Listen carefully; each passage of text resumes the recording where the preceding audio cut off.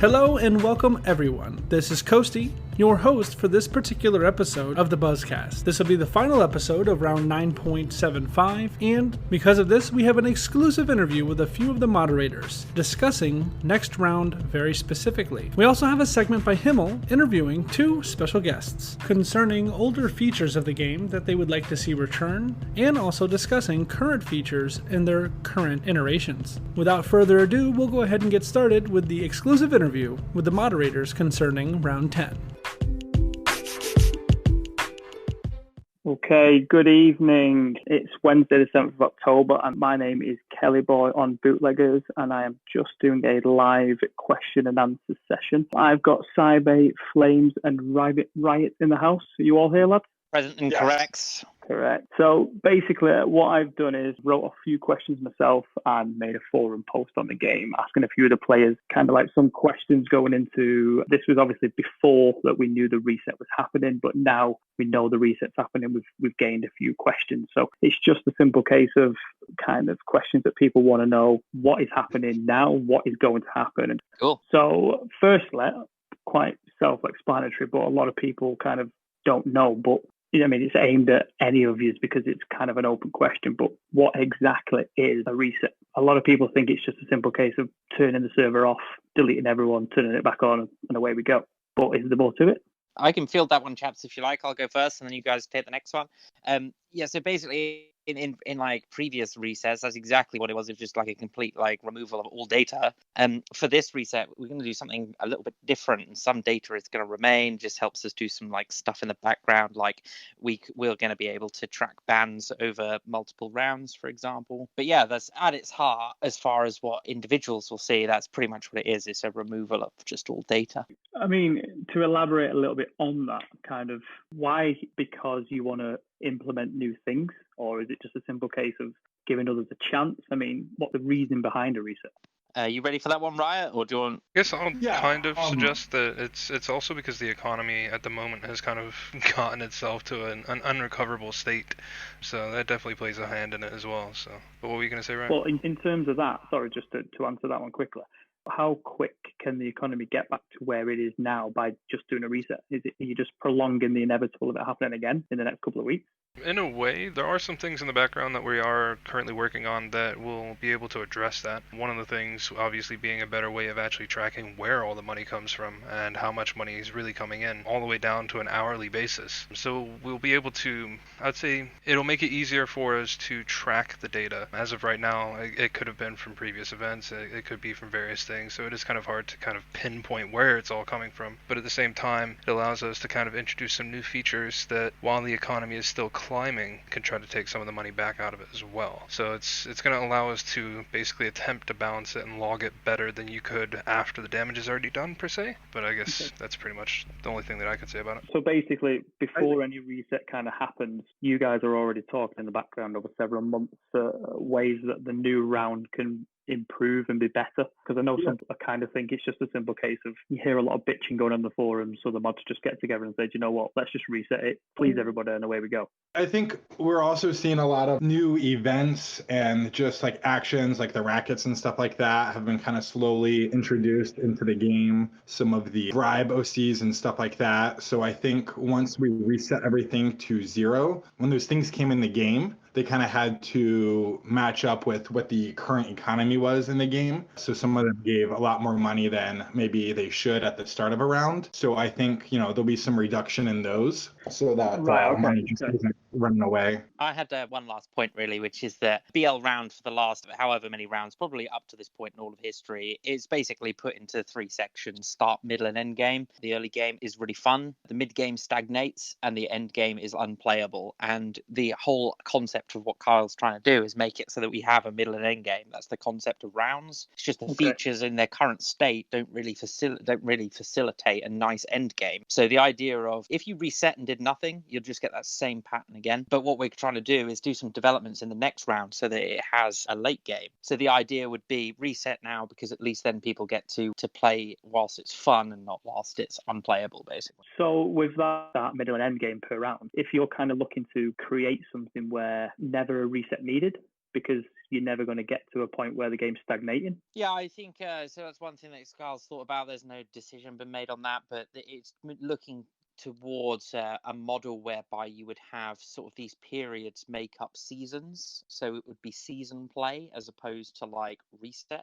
In terms of how you move from season to season, I don't know whether it would be quite as dramatic as a reset in terms of removing all the data. So we don't really know what that looks like yet, but that's definitely the model that Kyle has discussed so far. Right, okay, perfect. So kind of sticking with the whole reset theme in terms of the question, a lot of people who've played the game for years kind of know what actually chaos mode is, but can anyone kind of elaborate what chaos mode is? Yes, chaos mode does what it says on the tin. It's basically everybody gets essentially unlimited bullets, fast timers, unlimited rank, and basically it's a couple of days of just going absolutely mental. Perfect.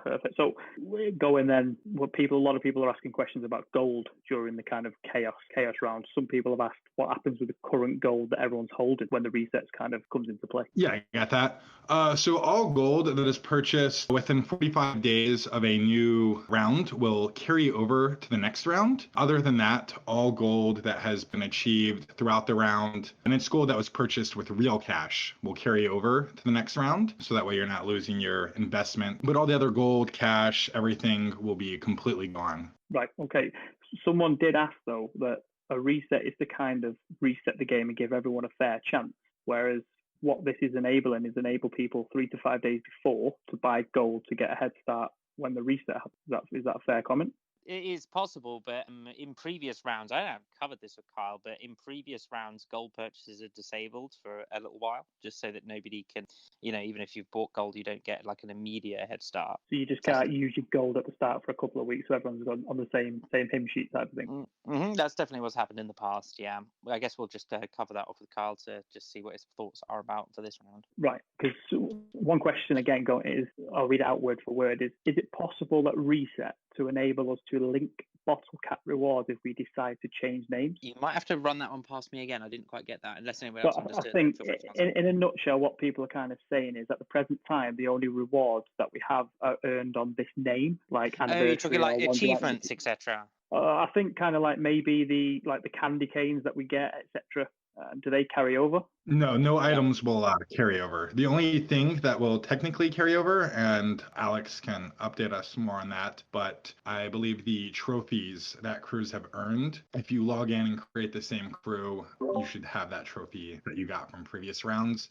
That way, as the game goes forward throughout years, you have a crew that's kind of lasted throughout some of these rounds. They can kind of show off what they've done in the past. Right. Yeah, from what I know, I'm pretty sure that trophies for crews winning rounds, and I think some achievements, such as ones for being there for X birthday and stuff like that, might carry over as well. So yeah, for now it's just trophies, but I think some of those special achievements for having been there in the previous round at certain times might carry over as well. Okay. Perfect. So going into then the new round, a couple of questions. Firstly, is Rocky Road staying? And if so, is it being revamped? We haven't got wind of any particular changes. So there's only one thing that we've discussed as a team, and it was right from the original get-go with Rocky Mount, which is around putting in. So we obviously have a cars cap, but it was about the implementation of a cash cap as well, just to sort of cut down some abuse. We didn't go for it at the time because cash moves a little bit differently to other assets in the game. As far as we're concerned right now, Rocky Mount is due to be here. Rocky Mount is due to stay in the game post-reset. And we haven't discussed any further about a cash cap in Rocky Mount or any changes to the way that protection is done. Right, okay, perfect. You did discuss last time a new update on Grand Theft Auto and the cars, etc. So in relation to that, do the cars for the OCs give a better payout? And in relation to bootlegging, does it depend on the car that you've got in terms of how many you can carry, or is it still based on rank? When the cars are overhauled in the future, I do not believe that is going to be ready for the start of this reset. But from what Kyle has explained to us, when the new cars come, yes, they will have specific perks, or some will be able to carry more booze when you do like booze runs and stuff like that.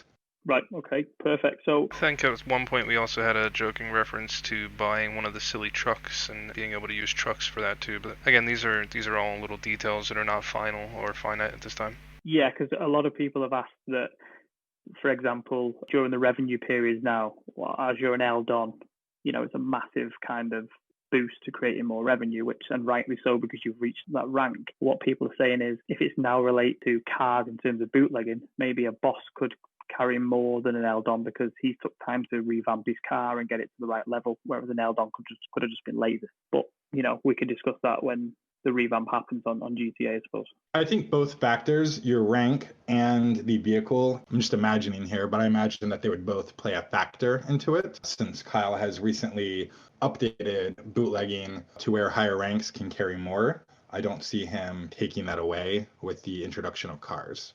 He still wants to have some sort of perks for reaching a higher level. Yeah, okay. When the reset happens, is there anything been spoken about to see the game making more sense towards shooting rather than focusing solely on revenue?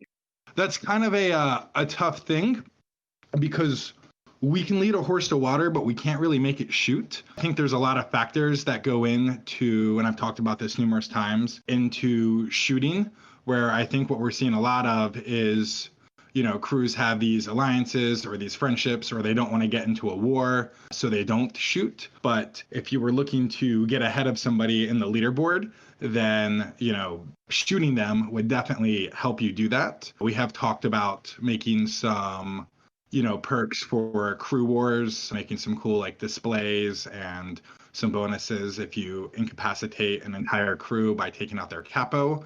But other than that, I see a big suggestion is, shootings should play into the scoreboard somehow. But even if we said, hey, we're going to add, shooting to the scoreboard, I don't think you would see the results that people think you would see, because I think crews are still not going to shoot each other. I think you might see a lot more crewless accounts getting killed to boost those numbers, but I don't think it would have the desired effect, if that makes sense. Yeah, no, it does make sense. But in relation to the revenue, then, is that been kind of looked at? I mean, for example, a lot of people were saying that some crews can work together for the main crew. Some crews have got potentially 3 crews, and they all work together for the main crew to get the gold, and then it's split between however many. Is there some way of ensuring that the revenue aspect of the game isn't the sole focus for crews? Does that make sense?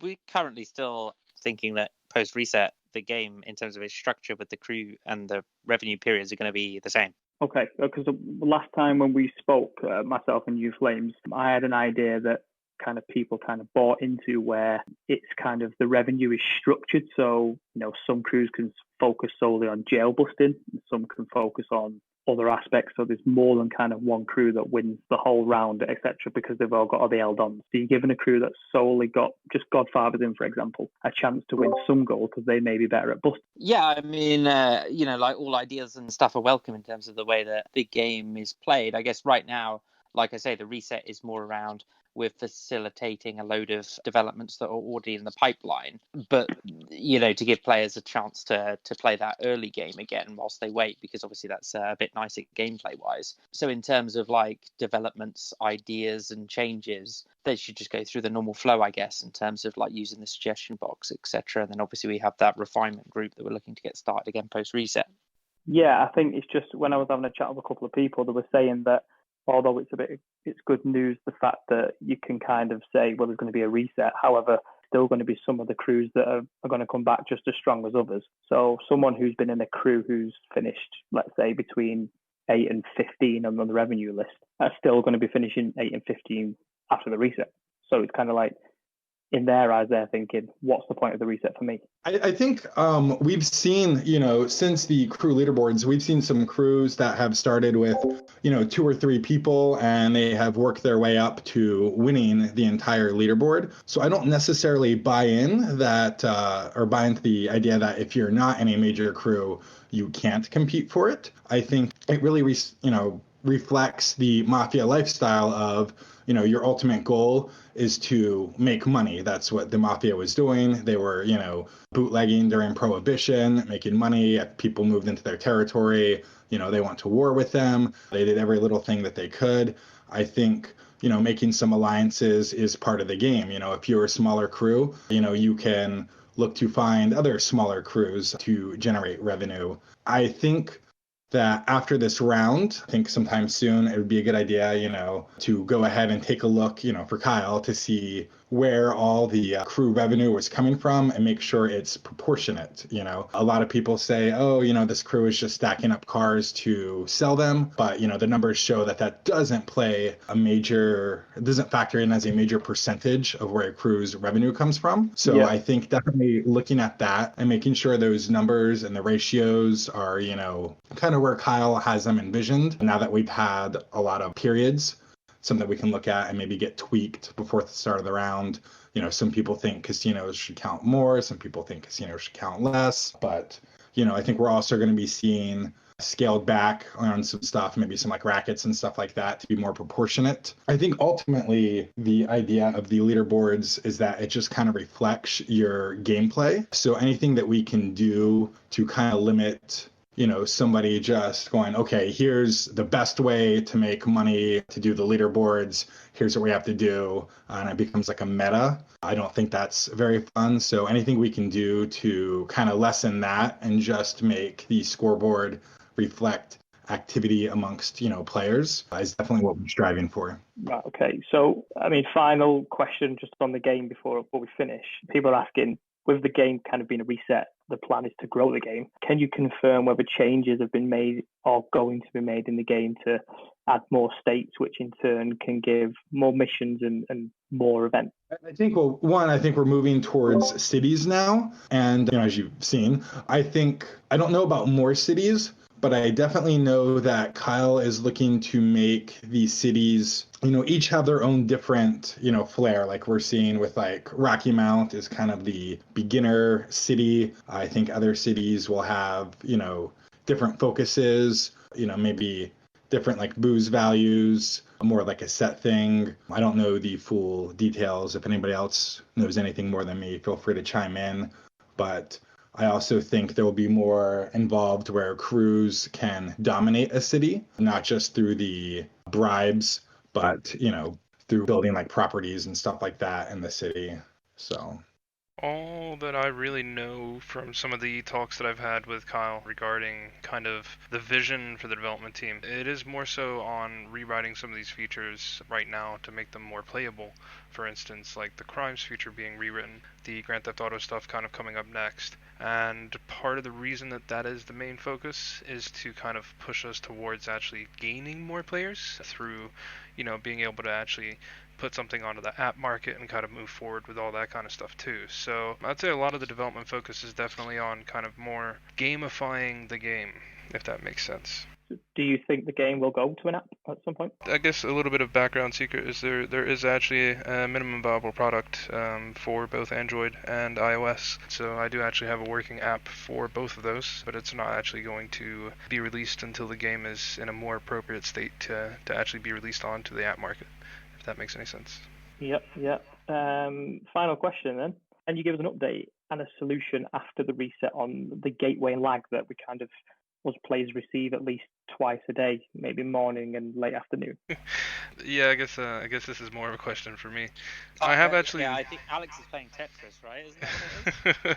Yeah, that's unfortunately, I think that's when I start downloading and uploading all the naughty things to the server. But no, it is something that I've actually investigated quite a few times. I can't actually put my finger on what it is because there is actually nothing that runs specifically from the cron file at that time. We did think it was the database backup stuff, but it doesn't actually seem to be like that right now. But it is kind of weird that it happens at the same time. So it is something that we're still investigating. We are hoping that in the next reset that it'll become less of an issue, if an issue at all. So it's definitely a priority of mine. Okay, perfect. Well, final question to end it, and it's to each of you individually.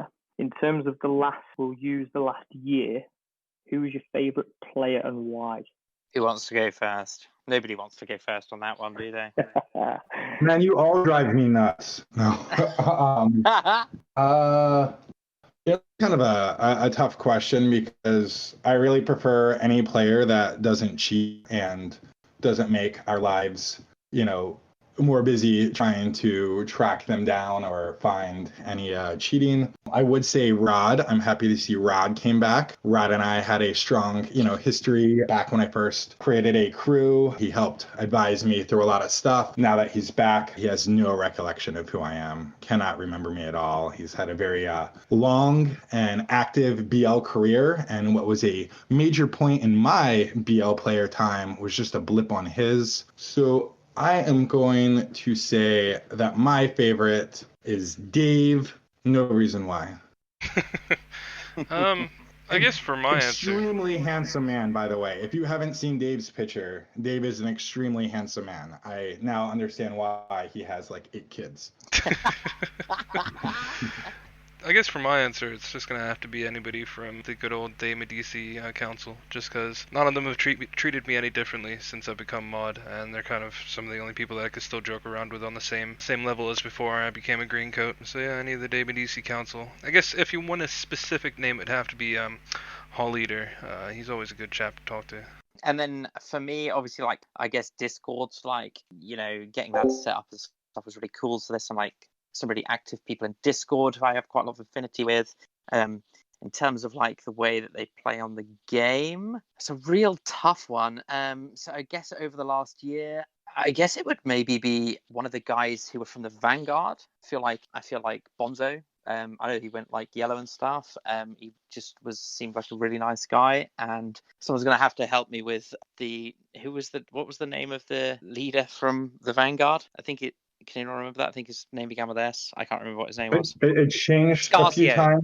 Scarcio, yes. Yeah, so I think those two guys were pretty cool actually. I just like the way that they played. So I guess like some of the more active people in Discord, or maybe like Scarcio or Bonzo. Perfect. Well, I think we've just reached around about 25 minutes worth of questions and answering. So I think it was just a case of finding out a little bit about what's going to happen after the reset, if anything, or just to kind of keep players in the loop. But I'm pretty sure that Vio will sort this out again after the reset. But thanks for participating and answering the questions. Anybody listening in have any questions? I feel like those were some pretty easy questions. Yeah, I was expecting to get absolutely tortured, Kelly, so you went easy on us. To be fair, there probably was questions there, but when I looked at 25 minutes, I thought, nah, let's not have another 25. Well, if anyone is listening who does want to ask a quick one, we're here for maybe like 2 or 3 minutes more. One of the questions I think I saw somebody asked was, do we ever like disagree with Kyle? I thought that was kind of an interesting one. I think anytime you have a team, there's going to be disagreements on stuff like that. Do we get in full-fledged, arguing matches? No, we're all pretty respectful. I think, sometimes something may come up where Kyle will be like, oh, I've been seeing this. Not so much a disagreement, but we'll go, well, hey, here's some player feedback that we saw about this. Maybe you should take that into consideration. And, he does. So there's not disagreements, like arguments or anything. We're not yes men. And I think he appreciates that. We're usually pretty straightforward with him about stuff like that. We're very respectful to him. He's very respectful to us. It's a lot of fun. Yeah, if you're ever in a group, professionally or socially or whatever, that only ever agrees on everything, then you're in a cult, and probably that's not very it's not very productive. Happy days. Well, I think that could be everything until next time. Cool. Well, I appreciate you all coming on so late. Sorry it's kind of midweek and not a weekend, but no, whatever it takes, man, and we hope to do it again sometime. Yeah, it works for me. I'm working right now. Well, it's what time is it? It's 9:30 in the UK, so I'm gonna shoot off. But thanks for your time, and next time there will be questions where I don't think the answer will be as easy. Good. Look forward to it. If Riot's going to get paid to buzz, then it needs to be a little bit tougher. We're not politicians. We don't need softballs. Yeah. I'll ensure that the questions that are asked, there'll be a long pause before one of you decide to start answering it first. Yeah. Well, thank you very much. I'm going to shoot off. No worries. Catch you later, buddy. Good night, guys. Take care. Well, I don't know about you, but I think that was a very informative interview. I just want to take the time to thank Saibi Riot, and Flames for taking the time out of their day to answer some of the questions for the Buzzcast for us. If any of you out there have any questions that we didn't get an opportunity to ask, don't hesitate to go ahead and make a game forum post or ask on the podcast page itself. Now moving on, we'll go ahead and transition directly into Himmel's interview with James and Cliffy. Hello and welcome to the Bootleggers Buzzcast. I'm Himmel, your host. I'm here with James and Cliffy. How you guys doing? I'm well, thank you, Brandon. I'm fine, thank you. We're here today to talk about bootleggers, old versus new. I guess we'll jump right in. The first topic we're talking about is N-Don and S-Dons. Pros, the cons. What do you think about them? Okay, well, I'll go first. They were good. I liked it was a sense of, finality in the game. Like, you had something to aim for instead of just ranking up so far that you died. Unfortunately, I never got that far. I was close, but circumstances conspired and I died. And I don't at all blame David for that. But, the mechanic was good. I think it probably served its purpose and then it was right to move on. But I liked it. Yeah, I agree. It was also fun to see Mark being a 10-minute N-Don. Easily my favorite memory of the entire game. Mine too. Yeah. Cliffy? Yeah, well, I must agree. I liked it. I've been away for a long time, so it was nice to try something new. Yeah, definitely. I guess we'll talk about related N-Dons. Bodyguards. Now they have the feature where you can hire a bodyguard, which I have tested out. It takes about $20 million an hour for all three. What is your opinion between the current bodyguards and the ones where you could have your friends back you up, basically? Right, so I like the mechanic of having a real person being a bodyguard because you needed trust both ways. You needed to trust that your bodyguard wasn't going to just shoot you with one bullet and you would be dead. Yeah, absolutely. So that really made being part of the community important, or being part of a community within the game. And community for me is always the most important part of the game. It's the reason I'm still here, inexplicably. So I like the mechanic. I think maybe needed developing a bit more at that level. Maybe bodyguards could have been a bit more meaningful. I don't know how. I've literally just pulled that out my backside. The new version of bodyguards, it's fine for what it is. It's just another layer of protection. It's not. I don't think it's a fair comparison. I am annoyed, though, because I will reveal that I was planning to kill you while we were doing this. So I had a quick search on you about half an hour before we meant to start. And you found out I had bodyguards. And then you hired a load of bodyguards. So what's going to be a really easy, cheap kill for me went to a 78,000 bullet kill with a 40% chance. So I kind of hate you a little bit for stealing that from me. I mean, you can still try. I could still try, but it'd be, I don't know, I'd fail, and then I'd have to live with that.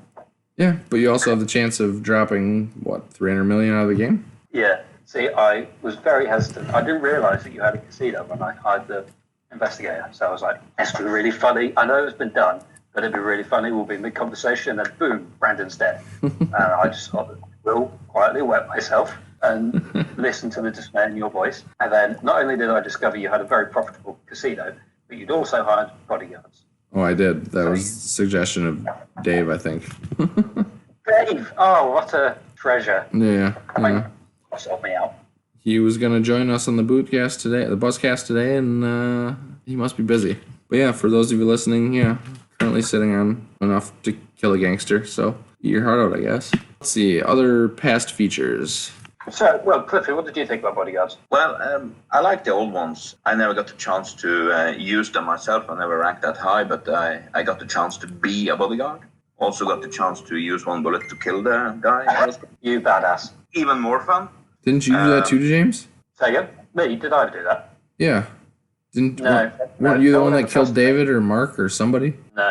No. I don't think so. Who did you kill, Cliffy? I don't remember the current or his username, but it was a Revelation member. I think he used the name Lucifer Hell back then. I'm not 100% sure, but it was planned. So he knew about it. So I didn't stab him in the back. I also tried the new bodyguards, and yes, they work. Of course they do, but they are at the state the game is right now. Everyone can afford them, but Absolutely. After a reset, I'm not so sure. No, after the reset, yeah, you're going to be able to afford one of the three, if any. Yeah, if any. Yeah. But they work. I have tried to shoot people with bodyguards and failed. Also tried to shoot them and made it also. Yeah, absolutely. Was really satisfying, to be honest. But it's just another layer of protection, like James said. So I think we need something else. Yeah, I would agree with you. Yeah. I mean, my favorite period in BL was when there was layers, when there was shooting back in a shootout, when you locked people down in a shootout for 10 minutes. TI excelled in that area. There was probably a dozen wipe attempts on us. I think one succeeded out of 12, which brings the teamwork.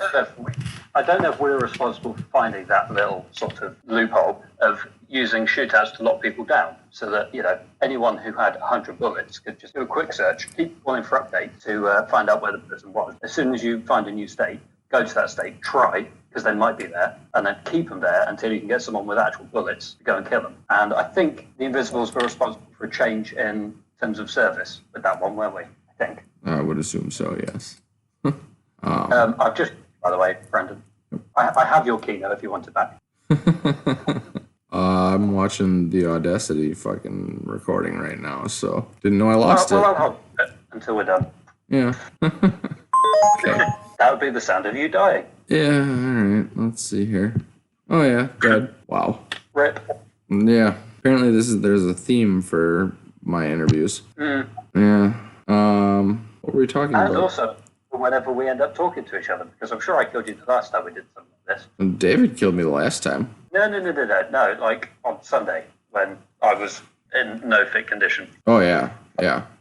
When Ange and I were watching you sleeping. Yeah, I got that. I mean, but that's just normal business for you, isn't it, really, watching me sleep?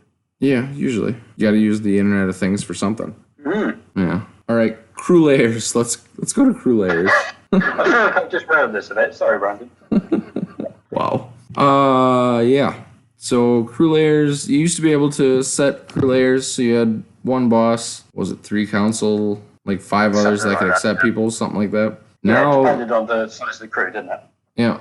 And these days, there's only one person that can accept an applicant. Yeah, definitely not a fan of that. No, me either. Every time someone applies, it's like, yeah, I have to wait for Mark to approve you. Yeah, you just got to wait around for the crew boss, who is usually in a different time zone to you. So you know. Yeah, and this is BL. You're talking about people all around the world. Exactly. I mean, it's not too bad, at least, because you can revive and keep the same name and still be in the crew. Sure.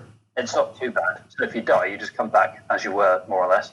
But, if you're a loser like me that likes to change names every time they die, you've just got to sit and watch as your body decomposes in your crew, taking up your spot because your crew boss is too lazy or drunk or asleep, the bastard. What are you saying? Nothing. No comment. I've held the crew for like 3 hours out of the last 5 years. Yeah, but that's because you've got cronies to do the holding for you. Yeah, that's what Mark is for, or you're for, or Ange in a pinch. Yeah, in a pinch. Let's not go crazy. Yeah. But yeah, accepting people into the crew, like there's one person that can do it currently, like that bothers me. And I can hear James furiously typing. Yeah, I've just got to feel the silence. Yeah, it's the only one person recruiting. I think the premise behind Layers is quite good. It was, there's a variety of different responsibilities within a crew, whether that's, keeping track of members or keeping track of the crew bank or looking at applicants, separating those responsibilities out and then deciding in a very specific way what kind of level of membership deserves that kind of responsibility. It was quite an elegant way to do it. I think where Layers failed was it was a bit controversial to adjust killing in such a way that you had to, like if you were in the 4th layer, you had to kill 50% of the lower layers before you could be killed in the 4th layer. That kind of worked for me, and I was part of the brain trust that thought of it. I think in practice it was maybe a bit impractical. But the responsibility ideas of Layers, I think, is sound, and I think that probably deserves a second chance. I agree with that. Griffey, any thoughts? Well, the part of the layers, I think I wasn't around. I was away from 2012 to March this year. But I do believe we could set recruiter before that, couldn't we? Yes, yeah, recruiting rights, didn't you? So it's a bit of a step back, isn't it, really? And I believe we should have them back because it's, waiting for the couple to come online is not always as easy. I don't know why they removed them, honestly. I don't either. No, I don't. I wonder, is there anything to do with the idea that because crews obviously don't really crop now, they just sort of go bust when you don't pay the graft? Is it something to do with if you haven't got a capo, then you can't bring in new members? But then why would that be something you'd want? Right. And it's weird. I'm just going to give a shout out to Mark right now for dropping TI like 2 weeks ago. Oh, yes. Oh, yeah, not Yep. 2 weeks ago, but yeah, I was furious about that. Yep. And I still haven't heard a reasonable excuse. Just being lazy, that's all. Yeah, Yeah. it's been Yeah. this little Anglo-Canadian fuck-up. Yeah. So I guess the last question I have is going to be about shooting. Right now you can choose. Chewing. So right now you can choose 3 options. There's the top option, the middle option, the bottom option. All of them cost a significant amount of bullets. Do you think having those 3 options are better or worse than being able to shoot the amount of bullets that you would choose to shoot? What do you think, Cliffy? Well, the old system where you kind of need to investigate how many bullets you need to kill, for example, an Eldon, I think a lot of people wasted a lot of bullets on that. And that's okay, because it's a part of the game to explore and find out where the limit is. Exactly. And I think in one way it's too easy now, but on the other hand, you lose percentage of chance of killing after, I don't know, 3. No, it's each kill, isn't it? Yes. Each kill, yeah. Mm-hmm. Yeah. So you kind of remove the part where one person could kill like an entire crew alone, which is good. It's not logic that one person could kill a 50-member crew or 25-member crew. But I like the part where you have to experiment a lot to find out how many bullets to use. Right. Yeah, I think I basically agree. I think, killing has been the same, or was the same before this, since the game's inception. It didn't really change, did it? It was you typed in how many bullets you wanted to throw at someone, and if it was the right amount, they died. That, it kind of needed to change a little bit. I think this is an interesting twist on it. I think, it doesn't maybe leave you the scope to investigate and, try and fail in the same way that, the previous system did. But games are different now, and if you're thinking about Bootleggers needs to appeal to newer players who don't necessarily have the time to sit and do all these experiments and have spreadsheets going with the bullet calculators on. They just want to click, be done, move on to the next thing. So the old way worked, but sometimes it's worth trying new things. I don't hate the new thing. I think it's different. It works, and I think disincentivizing one person from trying to kill an entire crew is definitely a good idea, because for too often crews were at the behest of one underground shooter who would spend 2 weeks underground stocking up and ranking and then dropping the entire crew, and the crew had no time to react. So I think that scale of the more kills you make, the harder it gets, is very logical and very sensible. There's probably still some more tweaking that could be done with the mechanic of shooting, and maybe you can go with the 3 preset options for up to 90% chance, or you could put in your own number and aim for 100% chance, but the risk is you might overspend bullets. So, there's still things we can experiment with, but I think it's fine for what it is. Yeah, I agree with that. Shout out to Can for his utilization of that feature. Yeah. Yeah. Your best friend. Yeah, we're good now, but apparently now I got you and David shooting me, so I don't know how much that's helping me. A little bit. Yeah. All right, guys. Well, Who needs friends when you've got... damn it, who needs enemies when you've got friends? yeah, exactly. Right. Fuck that up royally. All right, guys. Well, thank you for answering my questions. We're going to end it here. It has been lovely talking to you, Hill. Yeah, it's been fun. And you, Cliffy. Yeah, likewise. All right. Bye, guys. Bye. Well, that'll wrap up this episode of the Bootleggers Buzzcast. I want to take just a moment to thank each and every one of you for taking the time out of your day to listen. If you have any comments, concerns, or questions, don't hesitate to reach out of any member of the Buzzcast team. We'd also like to hear some feedback if you like this new and current format that we're using for the Buzzcast and possibly using going forward. We hope to hear from you soon. Until then, I'm Coasty, and I'll catch you next time.